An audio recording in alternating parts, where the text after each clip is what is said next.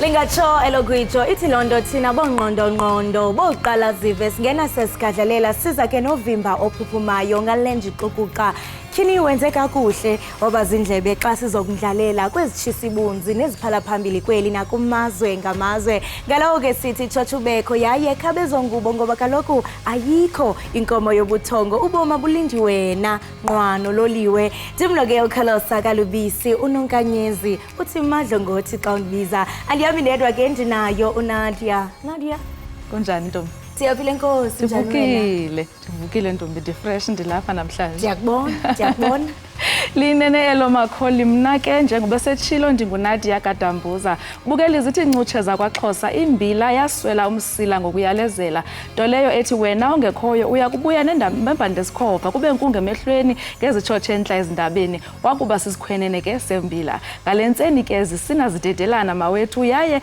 siza kuzifaka zophele inzipho xa sicangcatha phansi kwalamanqaku inkundla ephakamileyo ePitoli sasigcinile isigqibo sayo malunga nengxabano yesihlalo sobukhosi bukaZulu ngelixa ngaphesheya Israel yotshele kokuba msulwa kuqhushumbo lwaseGaza ukanti kwezemidlalo ulindwe ngamehlo abomvu umdlalo wamabhokobhoko nengilane kulomgqibelo siya kuwo ikhona ke nemozulu namhlanje kodwa ngoku masike sigqawule siwarhuqa sijonge ezihamba phambili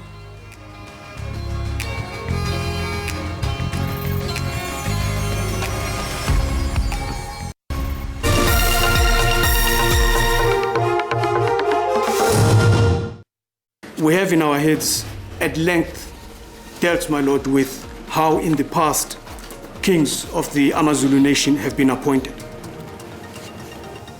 Inkundla ephakamileyo ePitoli sasigcinile isigqibo sayo malunga nembambano yesihlalo sobukhosi bukaZulu emva kokumanyelwa kwawo onke amaqela abandakanyekayo. iMelika isikhabile isiphakamiso esenziwe iBrazil kwibhunga lokhuseleko lezizwe ezimanyeneyo lokumisa imfazwe eqhubekayo phakathi kwelizwe lakwaIsrael nePalestina. I guess England will feel like that. You guys took it away from us and we would like to take it back and that's the excitement. I'm not saying that in a negative way. Umlawuli wombhoxo eMzantsi Afrika uRussell Erasmus uthi ulindele ukuba iNgilane ibe kumkhankaso wokuziphindezela xa la maqela amabini ekhupha nobuntanga kumdlalo owandulela amagqibela kamanqoyi wendebe yehlabathi yombhoxo eParis eFrance ngokuhlwa ngomgqibelo. I guess England will feel like that. You guys took it away from us.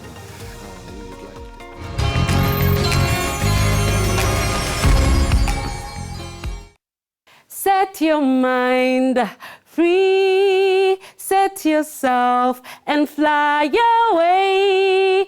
Hi, igama lami uZiphora Msiza ubukele Ekhaya Jikelele. Sikuphethele ezemidlalo, indaba nomculo omningi ungaphuthelwa.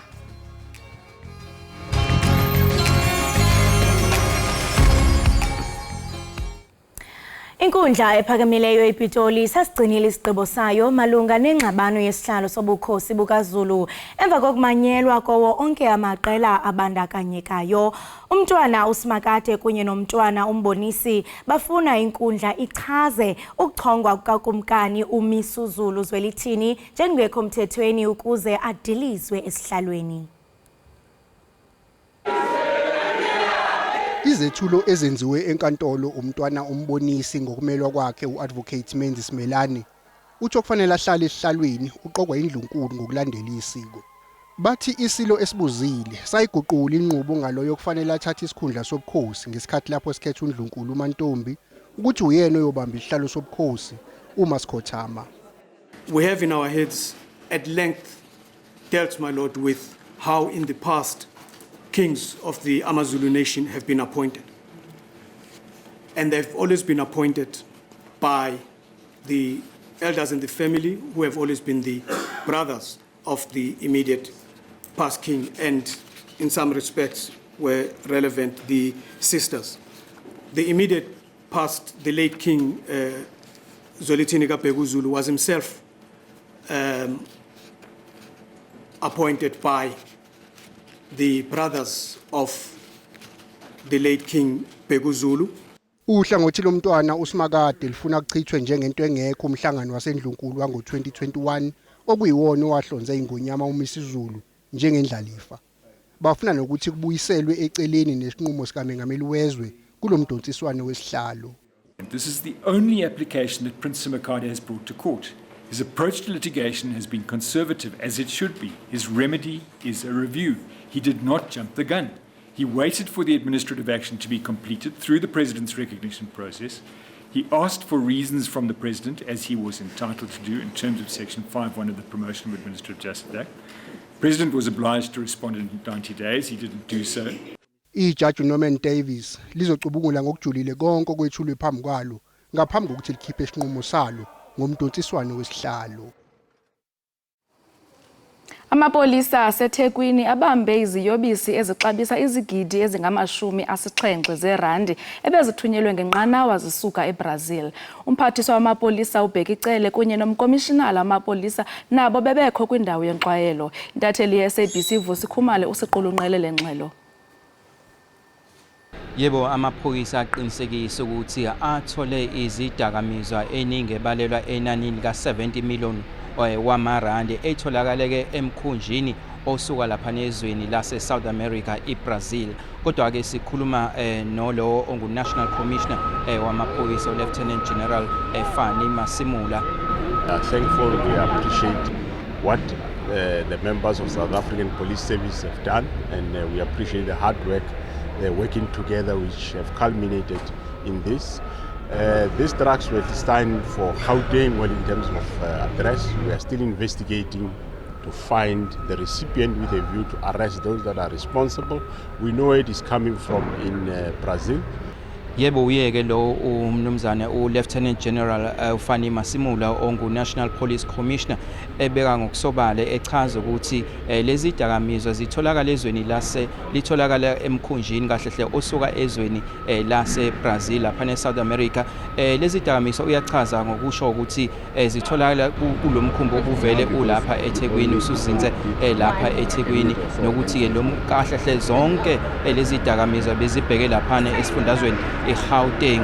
Uyachaza futhi ukuthi amaphoyisa akabophi umuntu, kodwa ke kuwumsebenzi wamaphoyisa kanjalo alapha eNingizimu Afrika kanjalo ngibambisana amaphoyisa asezweni laseBrazil okuwona aqinisekisa ukuthi lezi dakamizwa zizothi fika nje lapha eNingizimu Afrika zibe sezibanjwa kumnumzana uBhekicele ubevele ekhona lapha ezohlola ezobona kabanzi lezi dakamizwa fihliwe emabhakedeni kaPende. Iningi lawo ke lizoba uphenyo olunzulu ozoqinisekisa ukuthi abasolwa ngalokhu bayaboshwa. Kade benza ke lolu daba mnumzana uThulani Ngcobo kanjalo noVusi Khumalo eThekwini.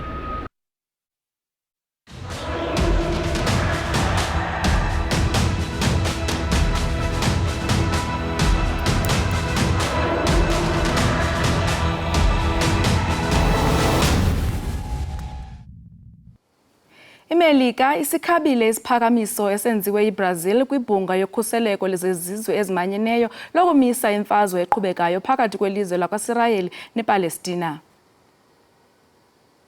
Inxusa laseMelika uLinda Thomas Greenfield uqinisekisa ukuthi iMelika isingenelele futhi ifuna ukuqinisekisa ukuthi bayadedela abathunjiwe kanti ifuna nokunqanda ukudlondlobala kwalempi.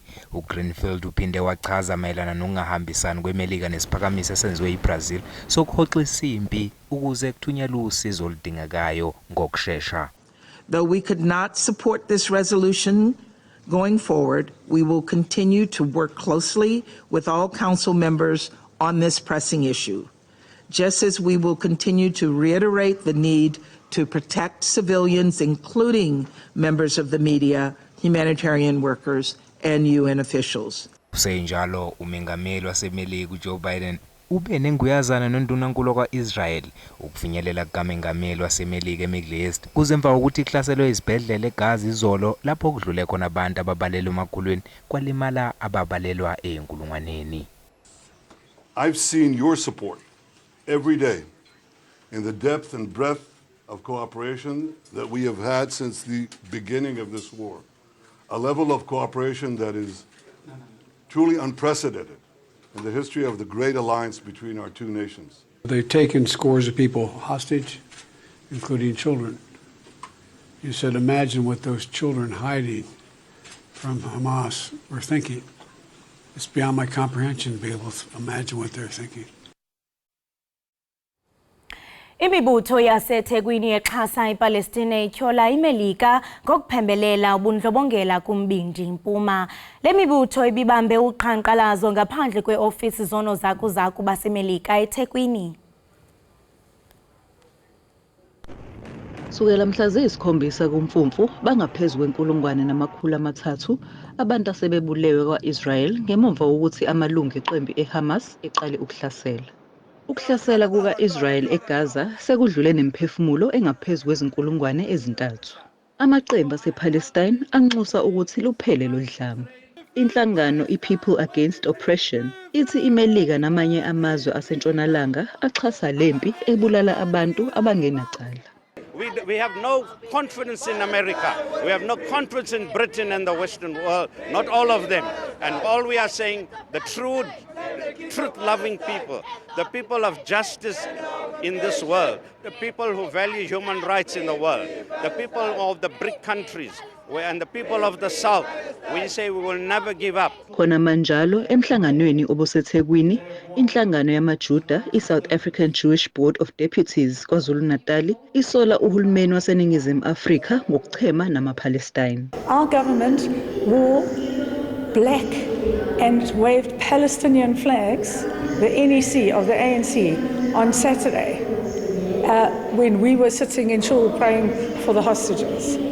And that's why we've said we demand that President Ramaphosa and the South African government call on their friends in Hamas to release the hostages. Khona manjalo inyunyana inehawu isinxusa zonke ezinye izinyunyana zabasebenzi ukuthi zeseke abantu basePalestine. NginguNhlakanipho Magwaza ezindabeni ze-SABC eThekwini.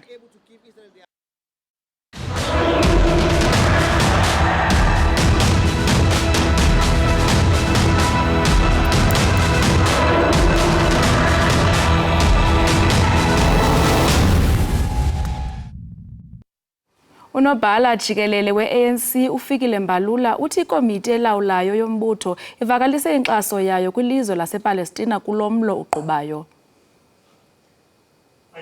I-ANC bibambe isithangamla bezindaba ukuyocacisa ngokuphuma emhlanganweni wezinsuku ezintathu kwesigungu esiphezulu seqembu obubanjwe ngempelasonto.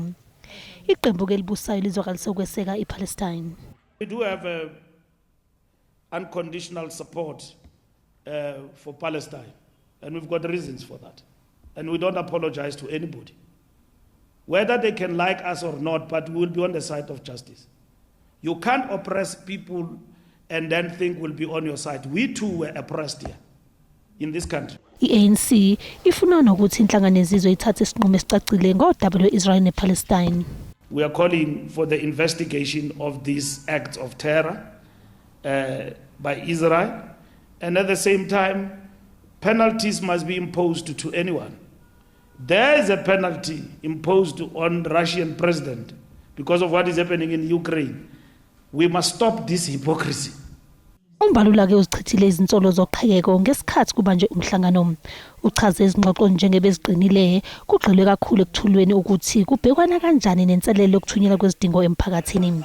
Kusenjalo, i-ANC memezela ukuthi izohlangana nemfela ndawonye imashele komkhulu lenxusa la kwa-Israel ePitoli ngoLwesihlanu. Akasekho emhlabeni owayesakuba lilungu leParlamente le-NFP uChristopher Sibisi. Kwingxelo ekhutshwe yi-NFP eliqela lithi uSibisi usweleke ngentsasa yaphezolo. Siliqembu le-National Freedom Party sishaqeke kakhulu uma sivuka ngezindaba zokuthi obeyilunga lethu eParliament likazwelonke umnumzana uChristopher Sibisi akasekho emhlabeni. Ukudlula kwakhe emhlabeni kufike ngesikhathi esibi eqenjini njengoba simatasatasa silungiselela ukhetho oluzoba eNingizimu Afrika unyaka ozayo. Ngakho njengeqembu silahlekelwe kakhulu ngoba besalindele ukukhulu kuyena futhi besibhekile ukuthi abeyingxenye emkhankaso yeqembu laso besihambela khona amakhona onke eNingizimu Afrika sigqugquzela sikhuthaza abantu ukuthi bajoine iqembu bavotele iqembu le-National Freedom Party. Siyafisa njengeqembu ukuthi sithi dudu emndenini wakhe umama wasekhaya nezingane ebese sithi kumalunga e-National Freedom Party awaqini ngalesikhathi esinzima kangaka singathi uNkulunkulu ngaba nawo. Ukuthwaxwa ngemibuzo kwamanqeno ombuso kwityala lokubulawa uKasenzo Meyiwa kuyakuphazamiseka njengoko bexoxwa ngomba wobungqina obubhaliweyo babarhanelwa ababini.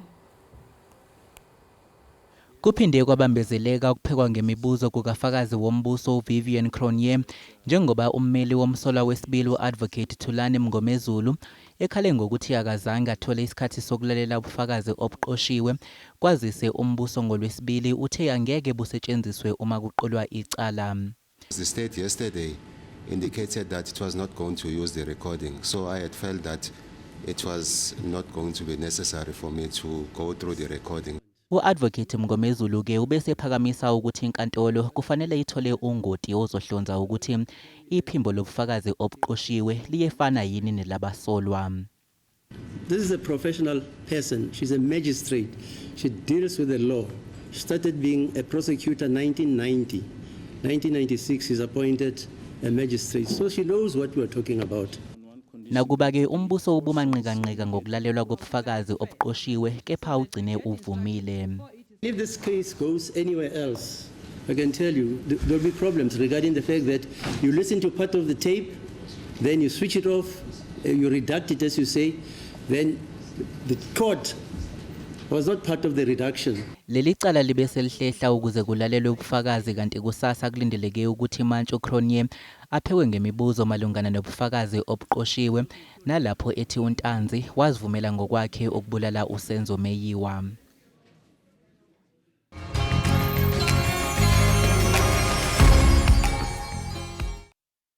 Sibambe ngazo zozibini kuwe mbukeli we-Ekhaya Jikelele ngokuhlala nathi kanti ngoku siyaqhubeka novimba wethu. Bukeli ke besike sawuchaza ngaphambile umba wokuba isigqibo senkundla sengxabano yobukhosi bukaZulu asikakhutshwa. Ijaji echophelelo mba ke ithe ilinde ulwazi oluthile oluza kuphuma ke kumagqwetha abo bachaphazelekayo. Sithetha nje ke sizawunxibelelana nomhlalutyi wezopolitiko umnumzana uZakhele Ndlovu ngaye uZoom uzokusinabisela banzi ngokwenzekayo. Mnumzana uNdlovu masikubulise kwaye ke sikwamkele enkqubeni Ekhaya Jikelele. Ndiyabulisa nakuba bukeli bonke. Sibamba ngazibini. Mnumzana uNdlovu ndicela nje usinabisele, ucacisele nombukeli ekhaya ukuba kuthetha ukuthini ukuba isigqibo sisagciniwe. Well, isithetha ukuba lolu daba lolu esithetha ngalo lu delicate kakhulu.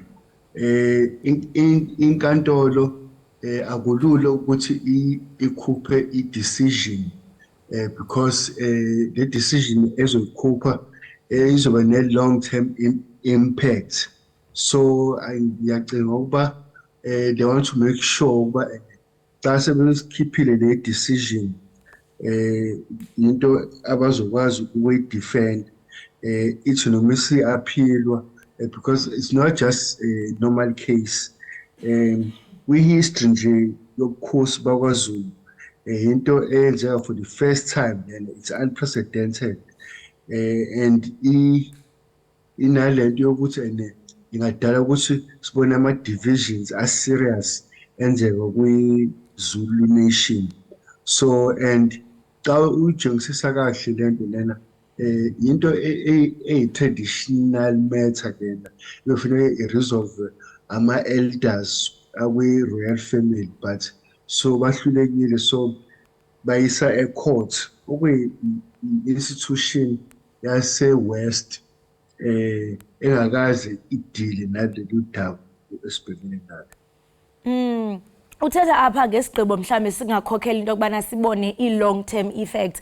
Ngokubona kwakho mnumzana uNdlovu ungathi mhlambe yintoni kanye le judge ebelifuna ukuyijonga kakuhle ngaphambi kokuba mhlambe ifikelele kwisigqibo salo? Well, I think bantu abazo umthetho abama-legal experts bazokutshela ukuthi before i-judge ithathe i-decision on matters are delicate njengalena, they need to make sure ukuthi they've got all the information at their disposal. Remember that there are matters pertaining not just to Roman Dutch law, but as I said, this is a traditional matter. So they need to know more about the Zulu culture, how these things have been handled in the past, because you are dealing here with a matter of who is the rightful heir to the throne. So Princess Magadi, who's challenging King Misuzulu, yiphi lento le anayo enza ukuthi a-challenge ukhosi buka half brother wakhe.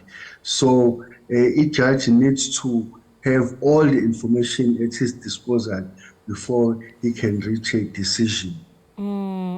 Uyatsho into yokubana ijaji funeke mhlawumbe ibe kanti izithwasa uxanduva lokuba lifunde banzi kuba mhlawumbe endulo amatyala abumila bunje ayechotshelwa njani.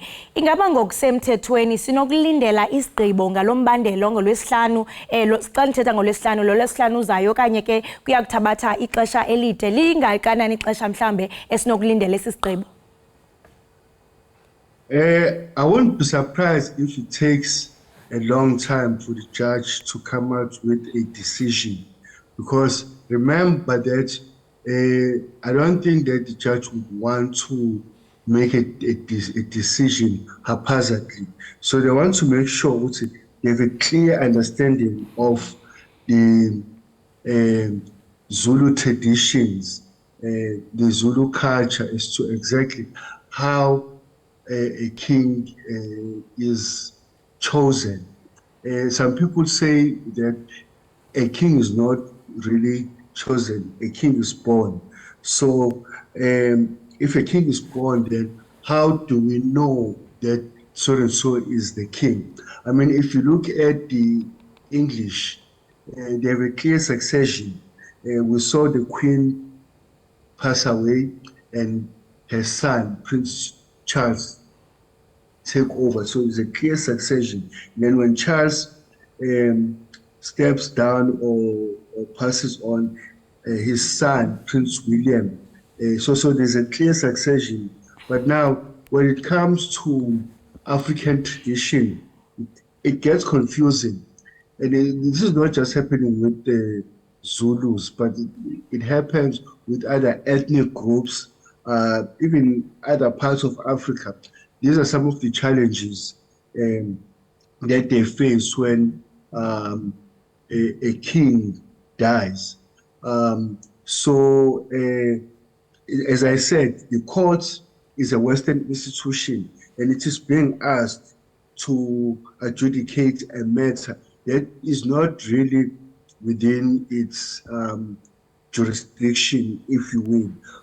But because we live in a constitutional democracy, it is the highest court in the land. Ultimately, I think this will end up in the highest court of land, which is the constitutional court, because whatever decision is made here, it will be appealed. So whoever loses, they will appeal it.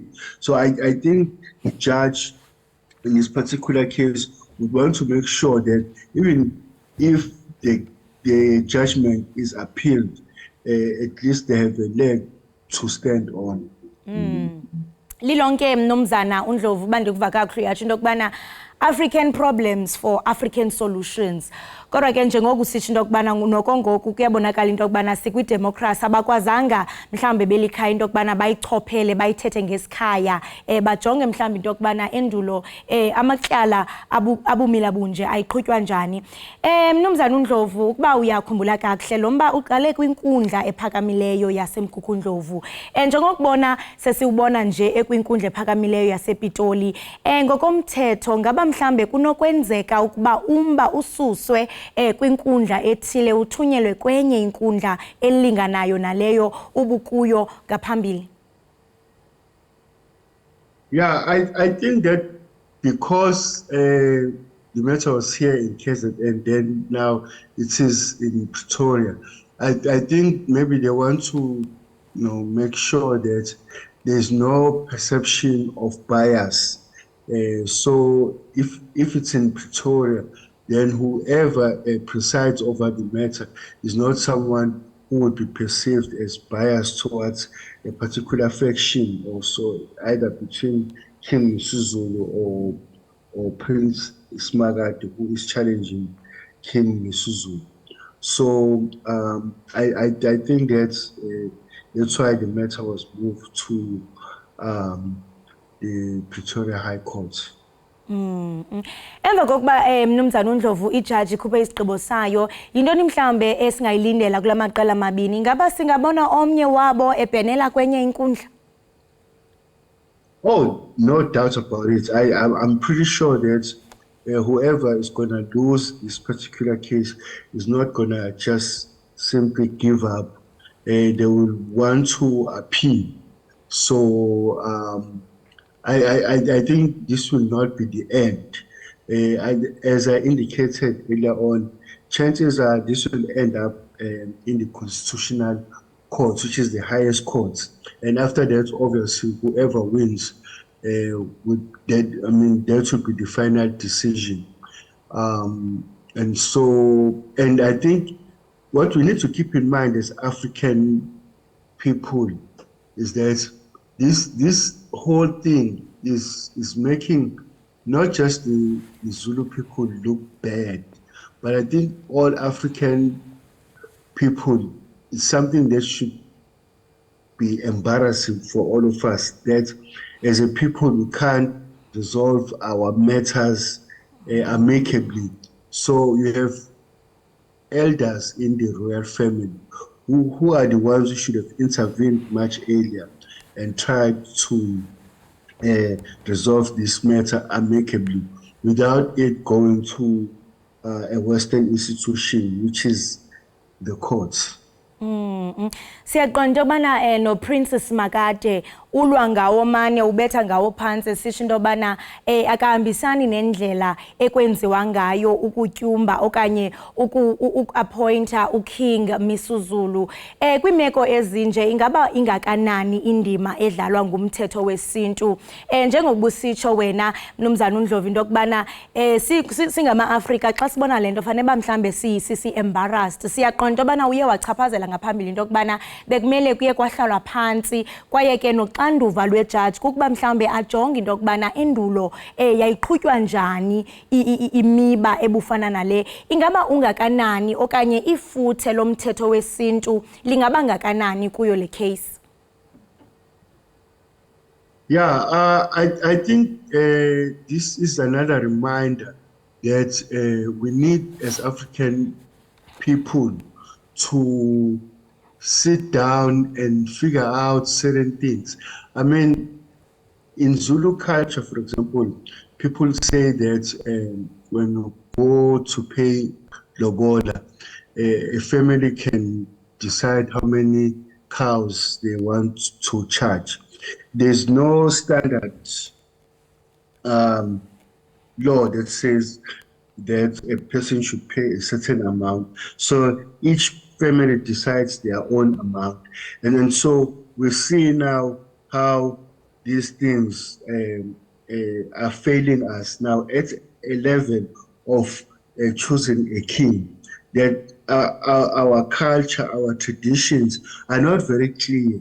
And so our elders and our scholars who have expertise in these things, they're gonna have to sit down after this case and really try to figure out a way forward, going forward. How do we resolve such matters?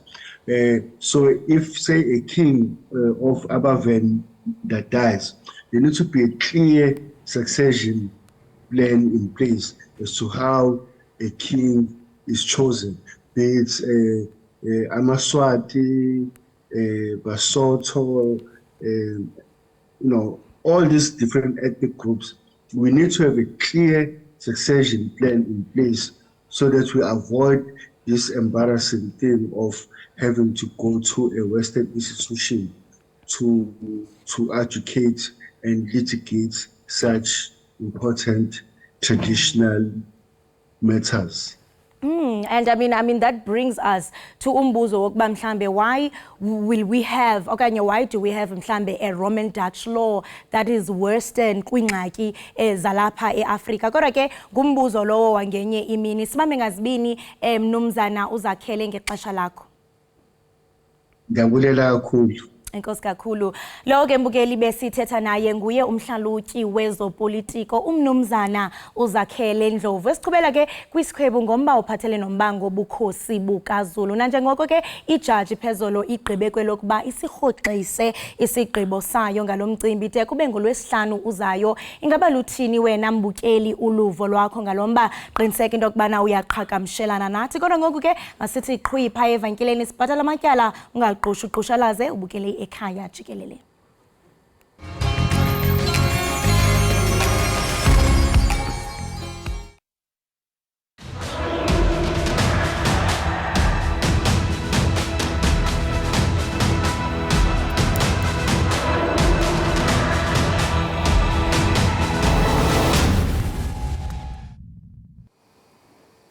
Bukele masiphinde sikwamkele kwakhona usabukele Ekhaya Jikelele. Ilizwe lakaSirayeli liphinde kwakhona langathatha uxanduvo ngoqhushumbo oluqhambuke kwisibhedlele saseGaza nalapho kubulewe abaninzi ngolwesibini. Kungoku nje la mazwe mabini akhombana ngentupha esisehlo sihlaba umxhelo sishiyeke singenamnikazi. Ingxelo zamvanje zithi bangaphaya kwama500 abathe basweleka noxa ingekangqinwa ngokwasemthethweni lengxelo. Oluqhushumbo lwesibhedlele kubambise abaninzi ongezantsi ngelixa inani labo balanduleleyo kweGaza iphela lime kuma3,000 ukuza kuthi ga ngoku yaye abaninzi bathe bonzakala. Namhlanje ke sinaye uZimasa Matiwane ongumqulunqi weendaba pha kuZoom. Zimasa masikwamkele sikubulise kwekhaya Jikelele. Good morning Nkosi Msasazi. Enkosi kakhulu. Zimasa ungathi njengoko olungquluzulwano lusanda phakathi kweIsrael nePalestina uma imbandela yawo iqale phi lemfazwe? You know, there's two answers to that. Someone will say it started on a Saturday when Hamas, which controls the Palestinian side of the Gaza Strip, attacked a concert that was held in Israel.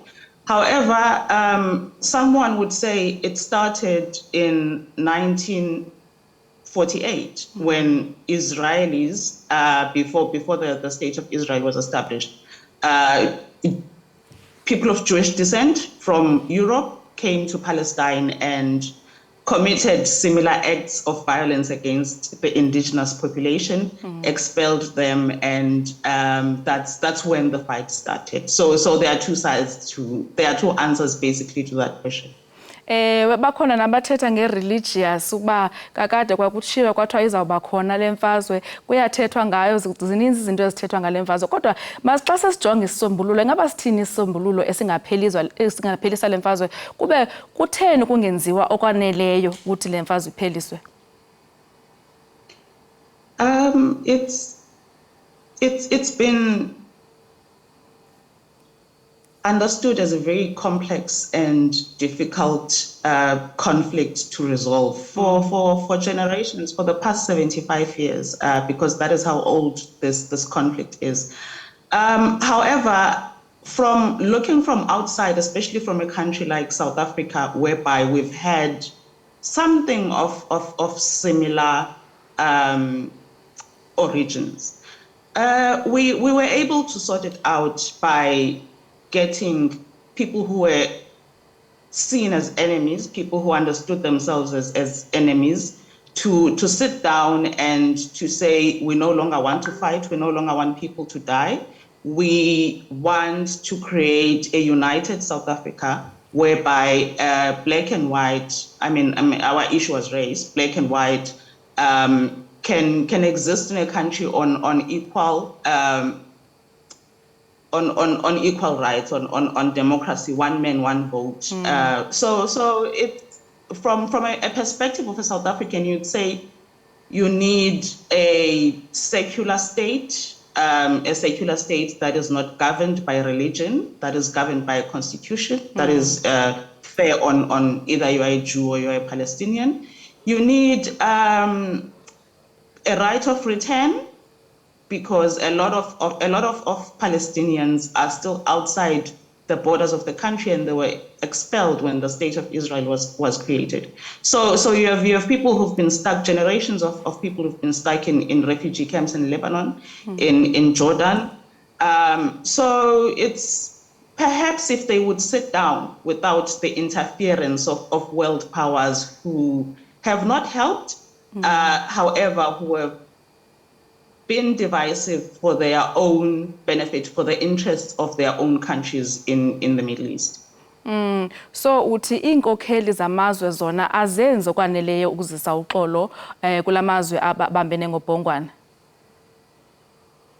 No, it's obvious that I don't believe a conflict would last for 75 years with the involvement of the most powerful nations in the world. That is the United States, and that is the entire, most of the European Union.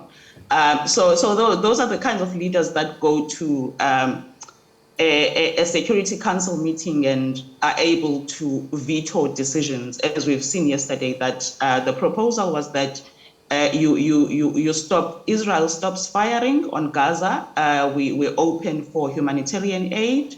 And that resolution was basically vetoed by America, and therefore it can't go ahead. So those are the countries that have been, for the longest time, playing to us, playing a mediator role. However, it's become obvious over maybe the past 2 decades that no, these are not mediators. These people are on the side of Israel, and they've been quite clear on it that they've picked sides, and this is who they support, and this is who they are going to give money and arms, mostly against unarmed people, because at the end of the day, there is no army in Palestine, in any of the occupied territories. So the Israel army is probably as close to powerful as the American one.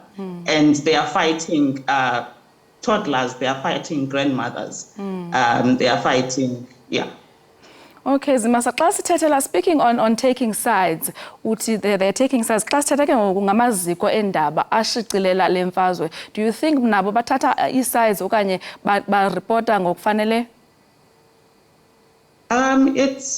It's different on different platforms. However, I'm going to focus again on Europe and the United States, because those are usually the stations that broadcast internationally, that have resources to tell us the news that happen in every corner of the world. So what we've seen since the attack on Israel on Saturday has been the kind of reporting that we saw with post 9/11 against Iraq.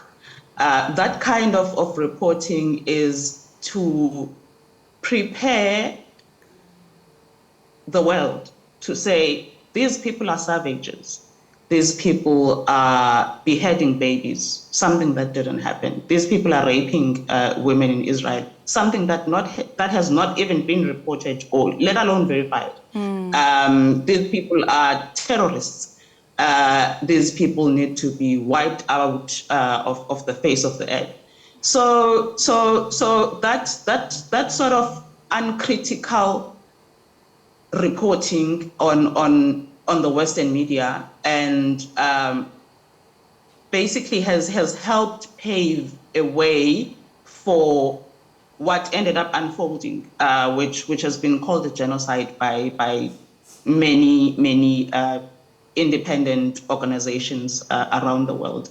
So when that happens, when we watch the news and we see that, well, the Palestinians are savages, they're terrorists, they are killers, they don't deserve to live, and it's been reported on such a big platform, and basically it's not being questioned, and you know, the talking points of the Israel Defense Force and you know, the Israel government have formed the narrative that is coming out of the media, again without being critical of the information. Then it means whatever happens to Palestinians, they deserve it. That is what we have been prepared for by the news over the past week. Zimasa, xa sijonge le mfazwe iqhubekayo ingade iphele, ungathi mhlambi isichaphazela njani thina singabantu abemi boMzantsi Afrika nabanye abantu base-Afrika? I mean, there's an economic aspect of it whereby you have instability in that region, you have regional powers in the Middle East also warring, fighting amongst themselves, and trying to stand up for Palestine, and America is standing for Israel. So that sort of instability immediately causes a problem with the oil prices, and we know oil affects from the price of bread to the price of fuel. So there is that element. However, I think looking at how the African Union has not responded, but looking at how South Africa responded, it sort of makes you worry and makes you nervous that if we are saying that we support the Palestinians, which we've said over the past 20 years, and we have a minister that has had a conversation with Hamas, and we are now being in the spotlight, and we are now getting threats that, by the way, South Africa is speaking to terrorists. Without the context of understanding that, no, what South Africa is saying is open a humanitarian corridor. Let us bring aid. Let us organize medicine. Let's organize food. Let's organize water, because those people don't even have water. So that worries you a bit, that we still want to maintain, although we've taken a principled position on the conflict, which is to support Palestine, we still want to maintain an open window of negotiations and being part of negotiations if it comes to that in terms of resolution. So we don't want to be locked out. I believe we have a big role to play. We have experience with apartheid, which is happening there. We have experience with a bloodless transition from apartheid to democracy, which is what those people need, both the Israelis and the Palestinians. Ayilini lithi sihlele exhaleni kodwa ke noko ndiyathemba akuzuba nje kude kube kudala. Inkosi kakhulu ke ngokuba nathi wena Zimasa yaye ube nosuku oluhle. Enkosi kakhulu. Enkosi. Lowo ke mbukeli ibinguzimasa Matuwane oyintatheli yezopolitiko apha esichazela kabanzi ngemfazwe equbayo phakathi kweSirayeli nePalestina kunye nengxelo yendaba kule mfazwe.